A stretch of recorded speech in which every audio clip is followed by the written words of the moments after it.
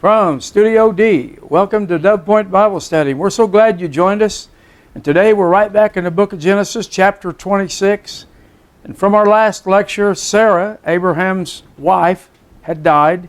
And Abraham married a lady by the name of Keturah. And Abraham had a third family with her. And Abraham gave all that he had to Isaac. Abraham's three families went like this. It was with Hagar, and he had a family with Sarah, and then he had another family with Keturah. And Abraham died at the ripe old age of 175 years old, and Isaac and Ishmael buried him with Sarah at Machpelah, and God blessed Isaac, Abraham and Sarah's son.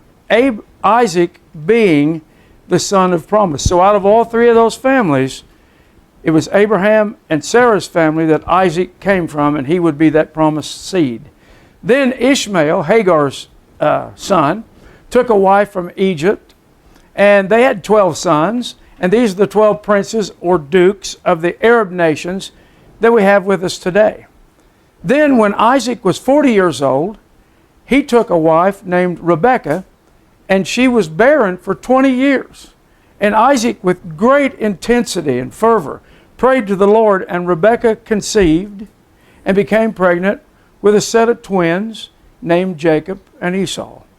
And the children struggled in her womb, and God said to Rebekah, listen closely, 2 nations are in your womb, and 2 manner of people shall be separated from your bowels.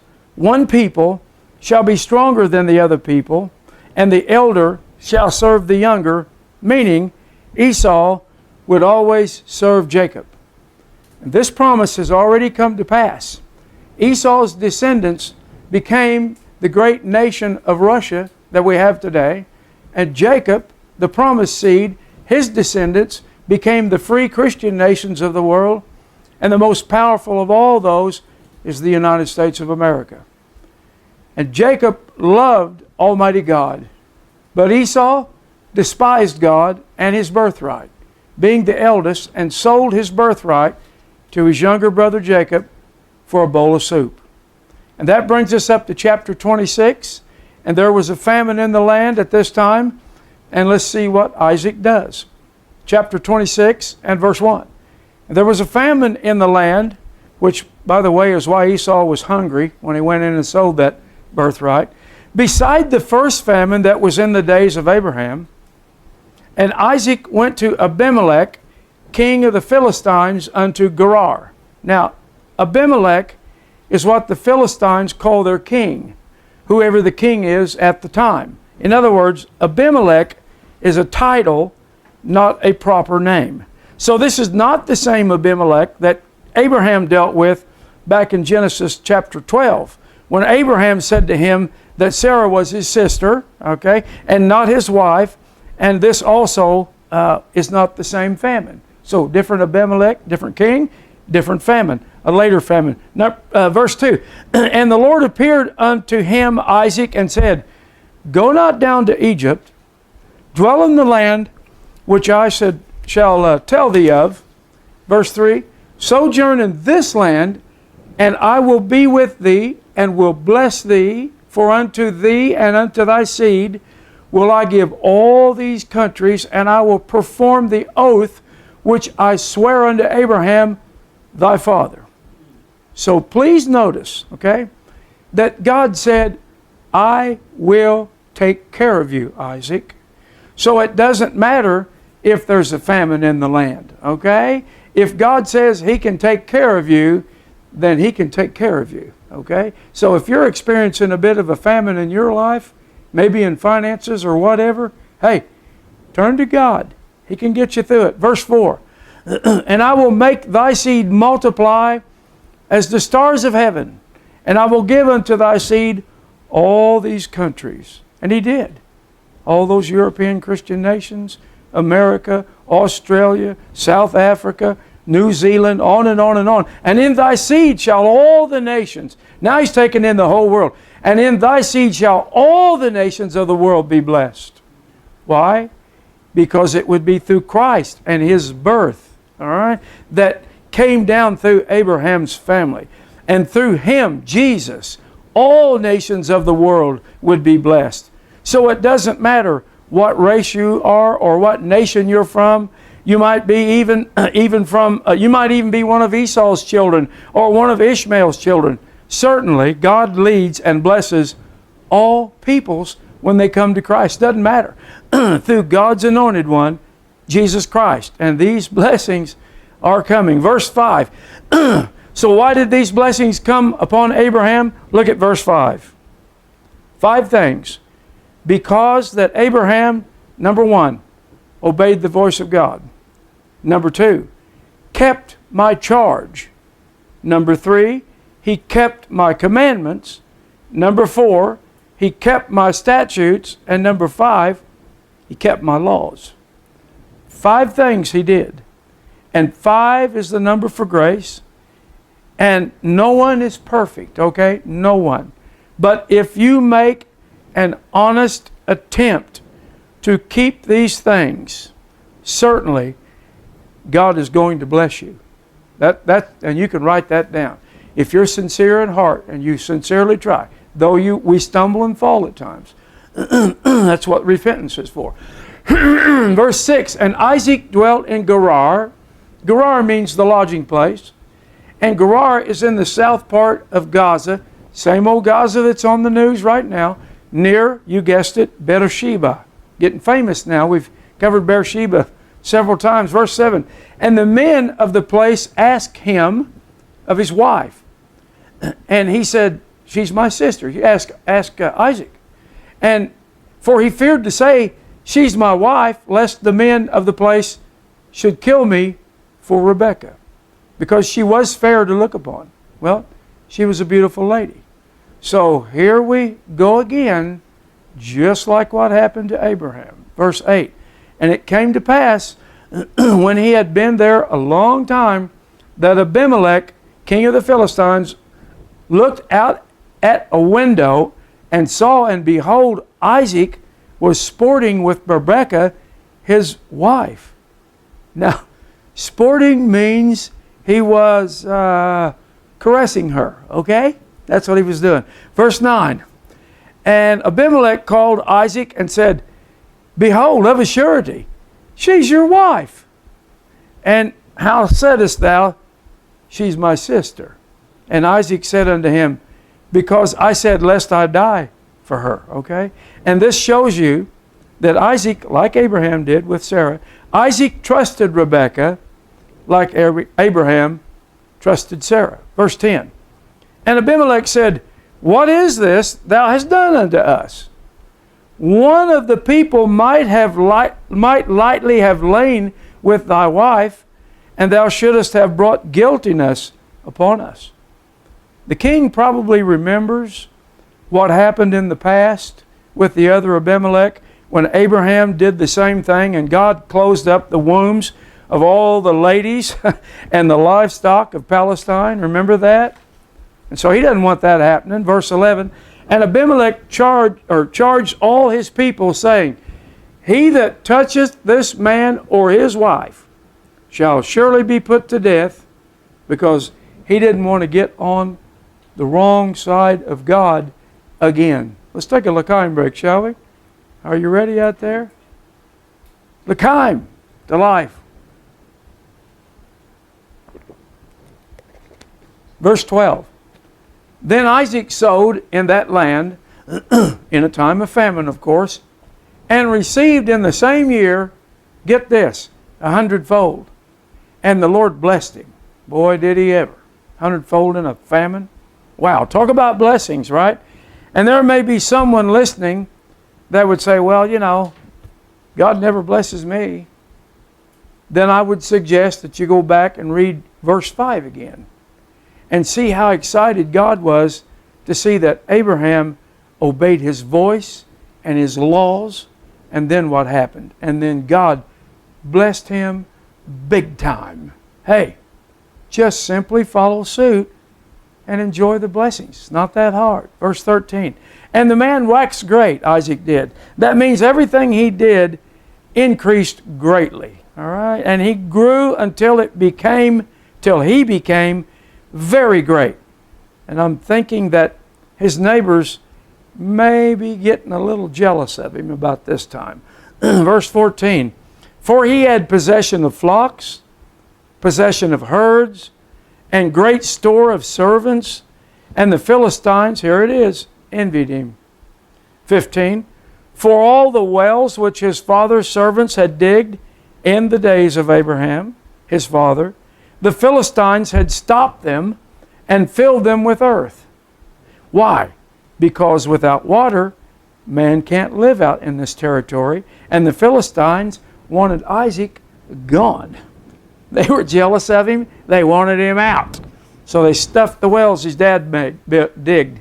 Verse 16, and Abimelech said unto Isaac, go from us, for thou art much mightier than we. In other words, this was a way of saying, you have become so wealthy in our midst, and my people are envious of you, so beat it. We don't need you here, okay? Verse 17, and Isaac departed thence. Now watch what he does. He departed thence and pitched his tent in the valley of Gerar and dwelt there. He got away from them. And again, like Abraham did, he gave way to keep peace. Remember what Abraham did? He gave 7 ewe lambs. You know, he was making peace. He wasn't wanting a war with them. And if you're a stranger in another land, you don't want to start a war. First of all, you're outnumbered, okay? Besides, God was blessing Isaac anyway, and when you have faith, God will bless you in spite of everything. That's what this is really telling you. He'll bless you in spite of everything. In spite of the government, in spite of lack of finance. It doesn't matter what it is. If you serve Him like Abraham did, Isaac, hey, He'll take care of you. Verse 18, and Isaac digged again the wells of water, which they had digged in the days of Abraham his father, for the Philistines had stopped them after the death of Abraham.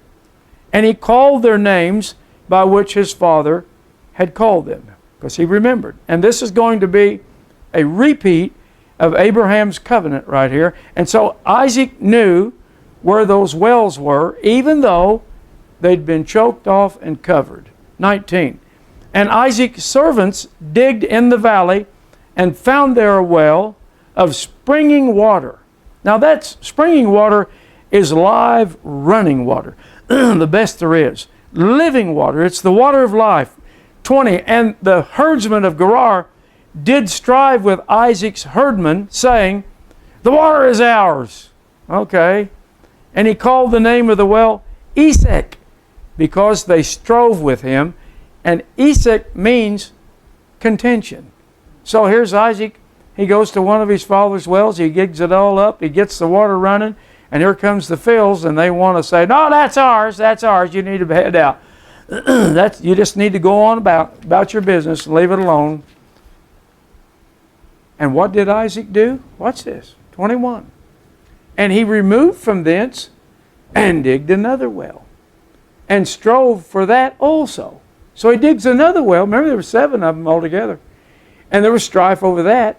And he called the name of it Sitnah, which means opposition or accusation. All right? Verse 22.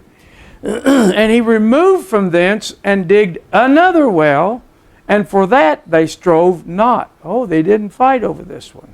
Right? So he finally got far enough away from them, and he called the name of it Rehoboth, which means room. All right? And he said, for now the Lord hath made room for us, and we shall be fruitful in the land. See? He made the right moves here. All right? And he finally got far enough away. He's still close to him, but he's finally got to him. All right? And so they finally throw the towel in. But then what did he do? Look at verse 23. And he went from thence to Beersheba. And now we're going back to the same well where Abimelech made a covenant with Abraham. The very same well. Verse 24. And the Lord appeared unto him the same night. Ooh-wee. You know, you might have to dig a lot of wells before He shows up. But He'll show up. and said, I am the God of Abraham, thy father. Listen to this. Fear not. And that's what He'll tell all of us. You serve the God of Abraham, and you finally get through to Him, and He wants to communicate with you. The first thing He's going to tell you is, fear not. Don't be afraid.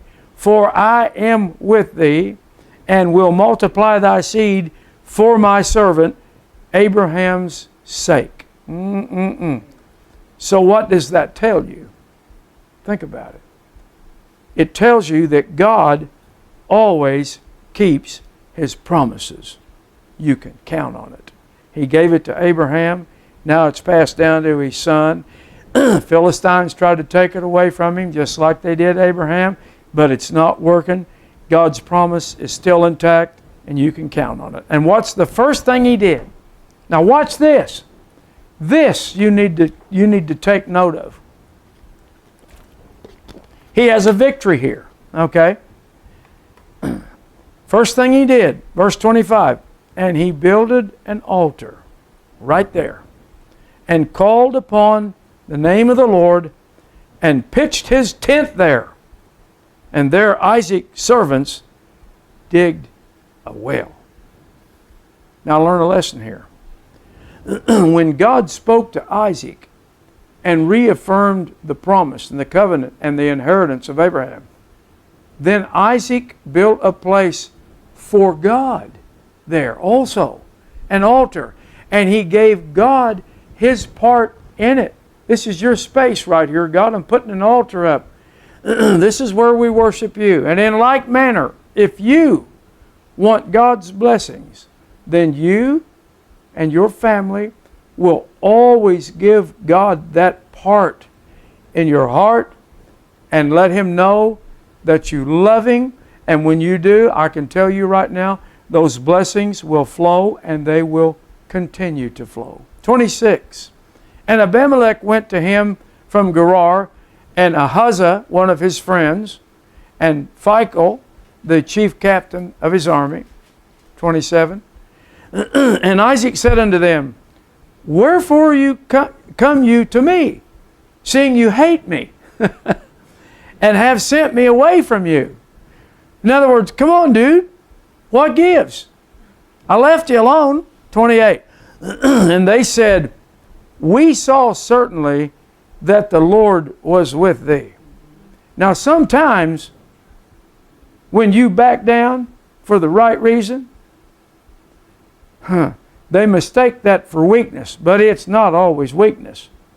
A lot of the time it's humility and being obedient to God. And so I think that's what they thought about him. They're just shoving him back, and and they're just pushing him back. But what he's doing is he's giving them grace. And they said, We saw certainly that the Lord was with you. And he said, Let there be now an oath even betwixt us and thee, and let us make a covenant with you. We want to make a deal with you. We see your God's powerful. So this is the second time this has occurred. Once with Abraham, and now with Isaac, his son. So why do you think God is letting this repeat? Because it's the same exact story. He's putting emphasis on a lesson that God wants you and I to learn in how we get along with other peoples who have different beliefs, who have different religions, and different anything in between there. He wants to show us how we can get along with these people because we're living around them, right? All right? He don't want us fighting with them. He wants us getting along with them. Why?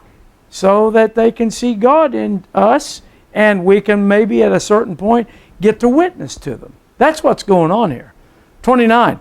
That thou wilt do us no harm, as we have not touched, and as we have done unto thee nothing but good. Remember, we did nothing but good for you, to you, and have sent thee away in peace.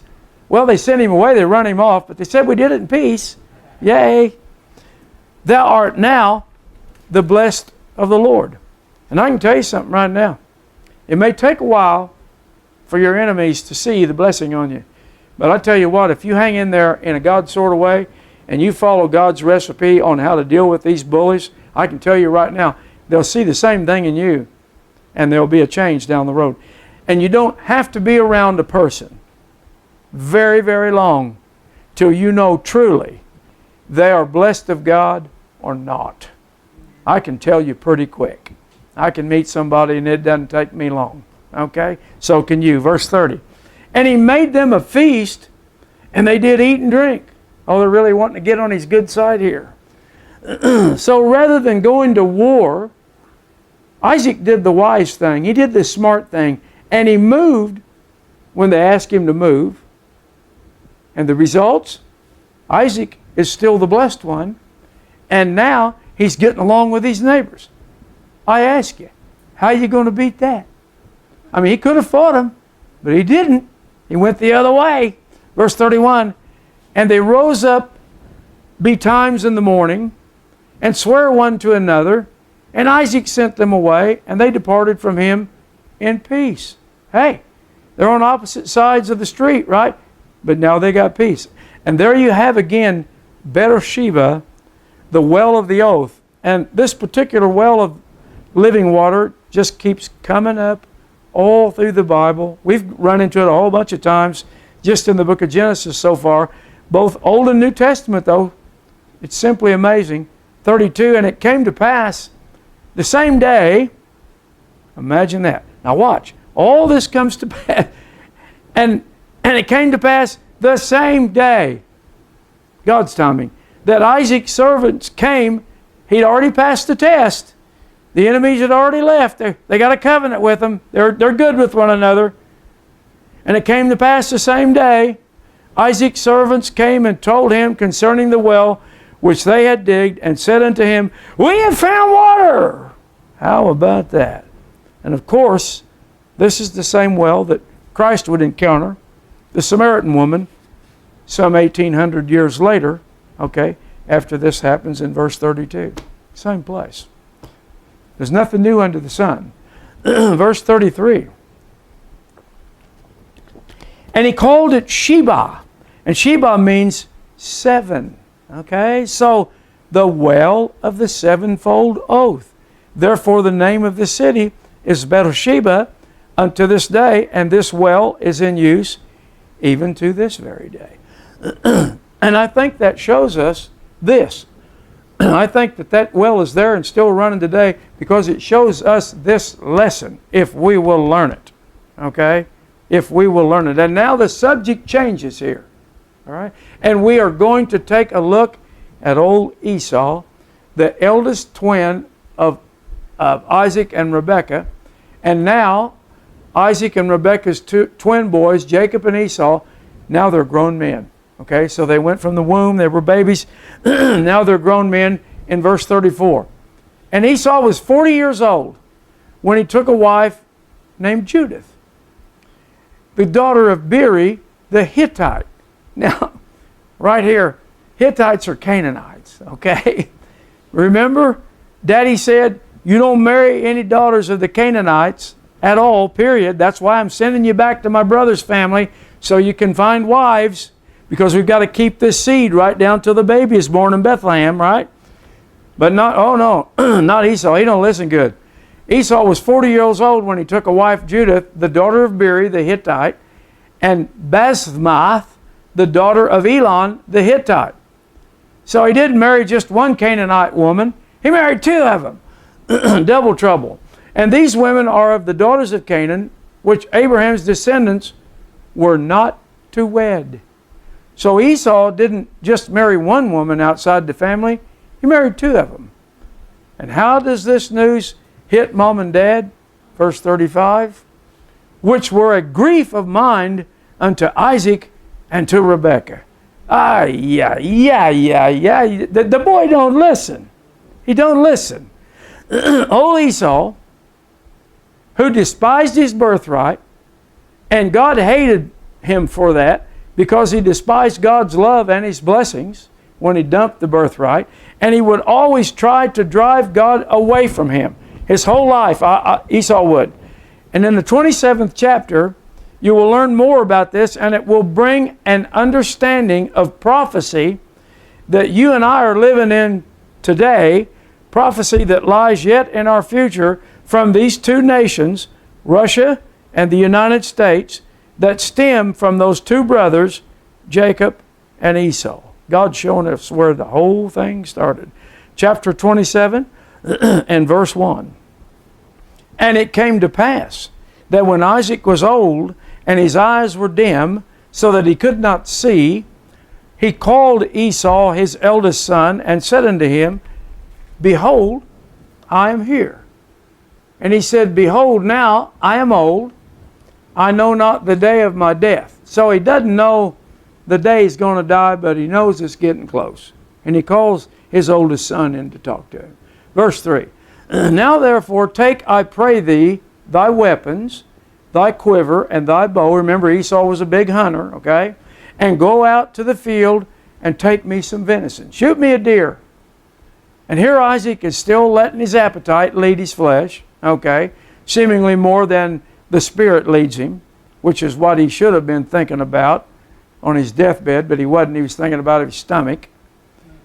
But luckily, blessedly, Rebekah knew better. And you know, Mom always knows best anyway. Verse 4, and he says to his son, and make me savory meat, such as I love, and bring it to me that I may eat, and my soul may bless thee before I die. He's about to put the birthright on him, because he is the oldest son, and he loves him. Think about this. Esau missed his inheritance because he loved hunting more than he loved God. That's why he sold his birthright for a bowl of soup to Jacob. Now, it's possible that he's going to lose his blessing also, because the birthright is passed on, and then on the father's deathbed, he gives the son, the birthright son, a special blessing. And he's getting ready to lose the next thing too. Verse 5. And Rebekah heard when Isaac spoke to Esau his son, and Esau went to the field to hunt for venison and to bring it. And Rebekah spoke unto Jacob her son, saying, Behold, I heard thy father speak unto Esau thy brother, saying, okay, now, stop right there. She heard Isaac and Esau's conversation. So before we go any farther, she's called Jacob in. I want to tell you something, son. So before we move on, it's a fact that Isaac loved Esau and Rebekah loved Jacob. That's the way it was. And what we are about to see is what looks like, I said looks like, a little trickery here. And it looks like Rebekah is trying to help Jacob steal the birthright. But that could not be farther from the truth. She is not trying to help him steal the birthright, because Esau had already traded it off. It's gone. And remember, while these two brothers were still in Rebekah's womb, God spoke to Rebekah and said, the elder will serve the younger son. Period amundo. That was God talking. He didn't tell Isaac that. He told the wife that. And right here, I want us to go to the last book in the Old Testament. Hold your finger in Genesis. I want us to go to the book of Malachi so that we will know just how God felt about Esau and how he felt about Jacob. And Malachi means the messenger. So, last book in the Old Testament, book of Malachi, chapter 1 and verse 1. And I know this is real teachy this week, but I'm going to tell you something. There's some great lessons in it. What you're about to learn, you need to know if you want to understand the Bible. Chapter 1 and verse 1, Malachi, the burden of the Lord, burden of the word of the Lord to Israel by Malachi. Verse 2. I loved you, saith the Lord, yet you say, wherein hast thou loved us? Was not Esau Jacob's brother, saith the Lord? Yet I loved Jacob. Now he's talking to Israel here, okay, the nation. In other words, God said, I had a reason for what I did. That's what he just said. Verse 3, and I hated Esau. That's pretty direct. God hated him. Okay? And laid his mountains and his heritage waste for the dragons, and that's just another word for the jackals, okay? Bottom rung flesh eaters of the wilderness. And here, when God speaks of mountains, he's actually talking about nations. He uses mountains all through the Word of God, but most of the time he's talking about nations. Not always, but here he is. And Esau's descendants have never, as a nation, been blessed, even to this day. Have you ever seen pictures in Russia on how they live? And they live north of our furthest line in the United States. Jack, it's cold. It's hard to raise food on frozen ground. And there's no prosperity there. Okay? Now watch. Esau's descendants have never, as a nation, not talking about the people, been blessed. And when you're talking about a nation and not the people, it makes a difference. Now listen to me.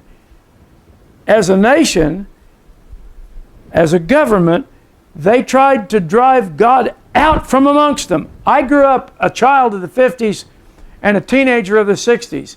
And I watched Russia do this. And I watched Russian Christians suffer because they were doing one thing. They were driving God completely out of their communist state. And I'm going to tell you something. You go communist and you ain't going to have no God. He's gone. Because that's the first thing they drive out. All right? And as a nation, they tried to drive it out from among them. And again, I'm talking about, you got to understand, a nation, their government, not the people. Because there are now millions of Christians in Russia. Okay? And those promises belong to them. But that nation and the man that's leading it, I can tell you right now, that government is no good. And here we are, from the time of Abraham, Isaac, and Jacob. It has followed through and followed suit, and it is that way today. Verse 4, whereas Edom, and Edom is Esau's name, meaning red. Means the same thing. Red. Remember, he was hairy and red? That's him. And Edom saith, we are impoverished, but we will return and build the desolate places. Boy, they're the arm and the hammer and the sickle. That's okay, we're down, but we'll rebuild the desolate places. Thus saith the Lord of hosts, they shall build, but I will throw down. And they shall call them the border of wickedness, and the people against whom the Lord hath indignation forever. How long? Forever. Okay? And so if you remember my lectures on the end time alignment of the nations, they're going to try it. Russia is one of the kings of the East. They're going to try it, but what's going to happen?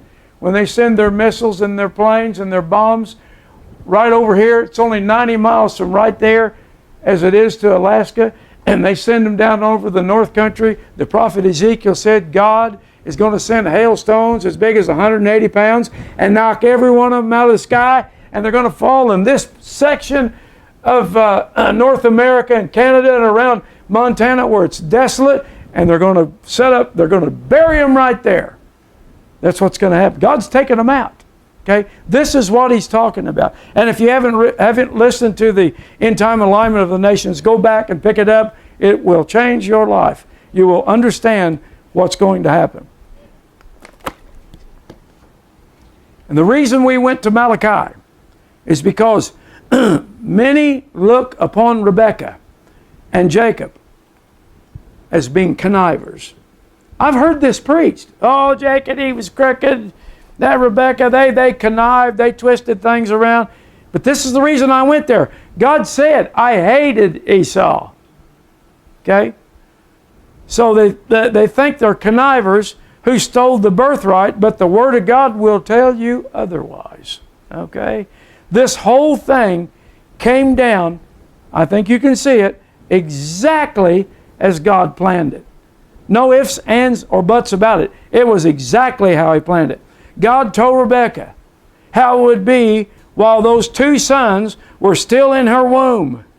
And she's going to see to it that God's plan, now listen closely, she's going to see to it that God's plan is carried out exactly as Yahweh intended. Two nations are in the womb, God said. And now we're going to go back to Genesis 27. As Rebekah heard Isaac say to Esau, are you back over there? Genesis 27:7. Bring me some venison and make me savory meat that I may eat and bless thee, my son, before the Lord, before my death. Now, there's old Esau.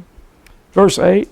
Now therefore, my son, Rebekah speaking to Jacob, obey my voice according to that which I command thee. 9. Go now to the flock and fetch me from thence 2 kids of the goats. Now goats are venison. They're just like, they're the same type of meat, same type of critter as deer are.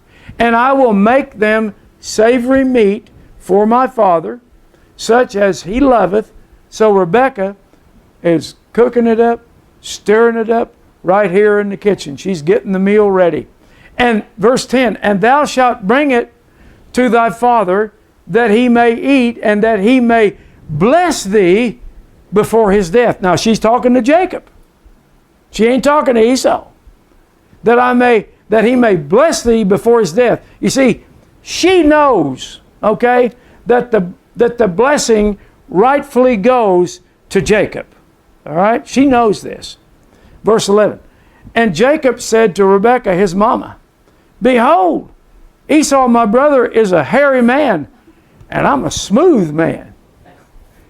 Now, there used to be a comedian years ago, but you probably don't remember. He started out, Jacob is a hairy, and this guy was Jewish, right? Jacob is a hairy man, Esau was a hairy man, but Jacob was a smooth man. As a kid, I'm watching this comedian, I'm thinking, what is he talking about? Well, this is what he was talking about, okay?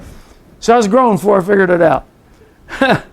Verse 12. So why did he say that? Hey, Mama, he got hair all over his body. When he was born, he looked like a red dog. He just got hair everywhere. In verse 12, my father, peradventure, will feel me. Mama, he's going to feel me. And I shall seem to him as a deceiver. I'm trying to trick him. And I shall bring a curse upon me and not a blessing. And Jacob knows he's not a fraud. He already knows the truth. But he's worried about the old man discovering it. Okay? That's what he's worried about. 13. And his mama said unto him, upon me be the curse, my son. In other words, don't worry about it. Don't worry about this. Only obey my voice and go fetch me them. And she could say this because she was already privy to God's plan. So she's pretty sure of herself here. And hey, when God is with you, let me ask you a question. Who? You tell me who could be against you. If he's really with you, if you really heard him, if you really got your instruction from him, and he really said go do this, you tell me who could stand against you. There's no one that can stand against you. Verse 14. And he went and fetched and brought them to his mama. And his mother said, made savory meat such as his father loved. 15. And Rebekah took goodly raiment of her eldest son Esau, which were with her in the house. I told you he's still living at home, remember? still sponging, right? Oh, I'm starving to death, remember that day? Anyway, and put them upon Jacob, her younger son. And this was the clothes of the firstborn, Esau, and the firstborn always had a double portion. That's what they got for being firstborn. And Esau's clothing is to make Isaac think it's Esau. Okay? Now this is where people think, well, they're just a bunch of connivers. No. This is a woman and a son working out the plan of God that God told her a long time ago. Verse 16.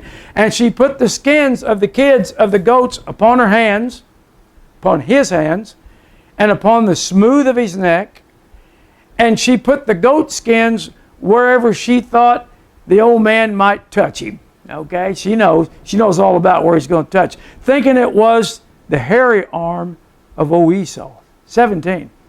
And she gave the savory meat and the bread which she had prepared into the hand of her son Jacob. And he came to his father and said, My father. And he said, Here am I. Who art thou, my son? 19. And Jacob said unto his father, I'm Esau, the firstborn. I have done according as thou badest me. Arise, I pray thee, sit and eat of my venison, that my soul may bless you. Bless me. And this is not entirely a lie, okay? Because Jacob had purchased the birthright from Esau, and it was rightfully his. Verse 20. And Isaac said unto his son, How is it that thou found it so quickly, my son? You must have really been a quick shot. You were back so quick. And he said, Because the Lord thy God brought it to me. And he really did bring it to him, because while he was still in the womb, God declared it to him. That promise goes way, way back. Verse 21, And Isaac said unto Jacob, Come near me, I pray thee, that I may feel thee, my son, whether thou be my very son Esau or not. Now right here, I'm thinking old Jake might be taking the shakes. I would be. Verse 22. And Jacob went near unto Isaac his father, and he felt him, and said, The voice is Jacob's voice, all right, but the hands are the hands of Esau. So the old man knows the voice ain't right, but the hands are right. 23. And he discerned him not, because his hands were hairy, as his brother Esau's hands. So he blessed him. 25. And he said, Bring it near to me, and I will eat of my son's venison, that my soul may bless thee. And he brought it near him, and he did eat, and brought him wine, and he drank. So Isaac is anxious to eat, and he can't wait, because it smells so good. All right, verse 26, almost done. And his father Isaac said unto him, Come near me now, and kiss me, my son.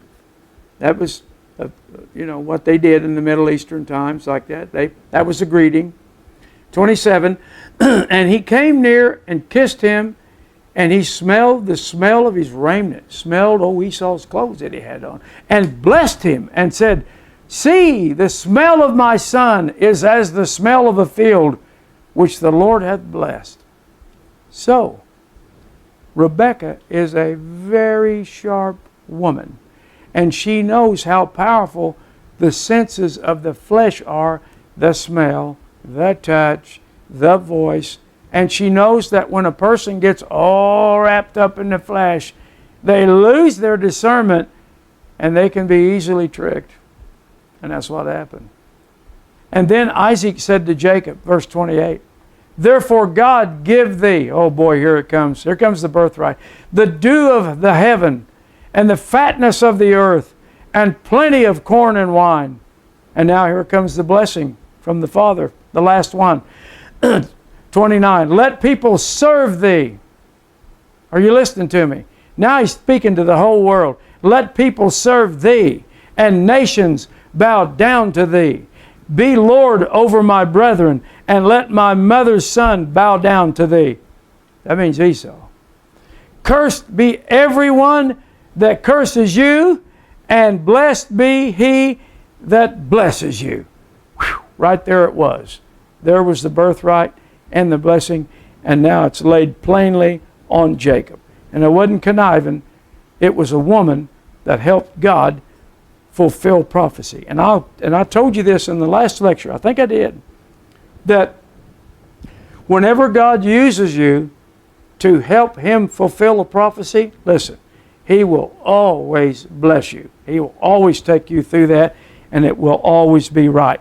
Now, in other words, Isaac deception makes God's promise to Rebekah come to pass, just as God said it would while these two young boys were still in the womb.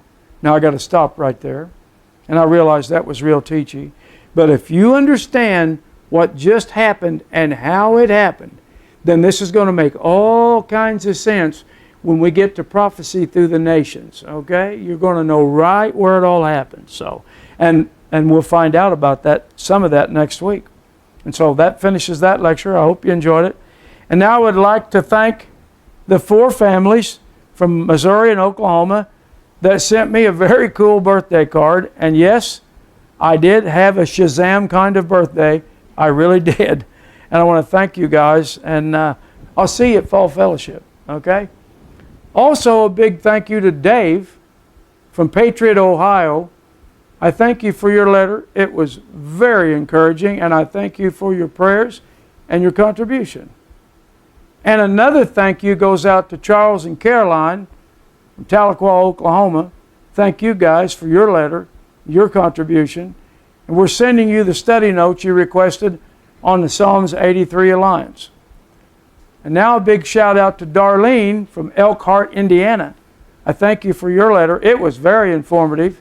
And we're praying for you and your brother and your father that all of you receive a complete healing in the name of Jesus Christ of Nazareth. And you know what the healing is, and I've already prayed about it, and it's complete. You agree to it. Walk in health. Also, I thank you for your kind words and your contribution. And I see you also requested the Psalms 83 Alliance study. I don't know what's going on there, but a lot of you are ordering Psalms 80. It's a good one, okay? But I do know you're interested in prophecy big time, and it's in the back of my mind. And we're sending you the Psalms 83. It's coming your way. Thank you guys, and we really love you. And now a big thank you to Ardell and Gloria from Broadhead, Wisconsin. I thank you for your letter, your kind words, your contribution, and I am still working on the next prophetic update. Hopefully I can bring it to you soon. And thank you guys. I love you. And whatever you do, I wouldn't miss the next lecture. When old Esau finds out that Isaac has already passed the birthright, the father's blessing on to his younger brother Jacob, the sparks are going to fly. Okay? So tune in next week and see what happens next that will affect world history that you and I are living in today. That's just the facts. And if you would like to write us, okay, we would love to hear from you, what the Lord's doing in your life. And if you would like any of our study guides, study notes that we've offered on YouTube, just send your request to this address. We'll get them out to you. They're absolutely free. They don't cost a dime. We'll get it to you, and they'll help you.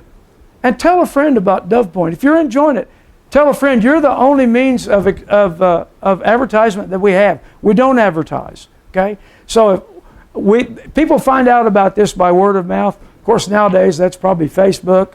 You may actually run into a person someday and tell them, but most of it's over the phone. But tell them about Dove Point if you're enjoying it. And please hit the subscribe button and like for us. Won't you do that? That helps us. So from myself and our recording staff, Miss Abby, Miss Stephanie, Mr. Ralph, Miss Ramona, we thank you all for watching. Until next time, my friends, shalom and Shelah.